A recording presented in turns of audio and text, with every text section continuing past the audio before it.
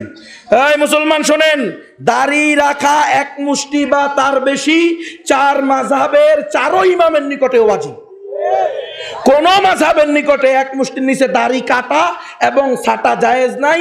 এক মুষ্টির নিচে দাড়ি কাটা ছাটা এটা কবিরা গুনাহ, গুনাহে জারিয়া। আমাদের এই কথাগুলো আপনাদেরকে বলতে হবে। আমার ভাইও আছে যে দাড়ি রাখে না, আমার চাচাও আছে দাড়ি রাখে না, তার জন্য একই ফতুয়া।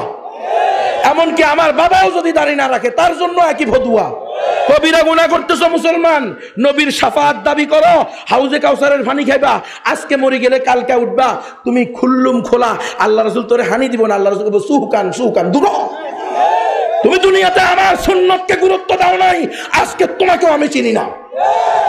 যুবকেরা হাতে পায়ে ধরে বলি, খবরদার দাড়ি রেখে দাও। এক মুষ্টি পরিমাণ দাড়ি তার বেশি রাখতে পারলে ভালো, নাহলে কমাস কম এক মুষ্টি সবাই রাখতে হবে।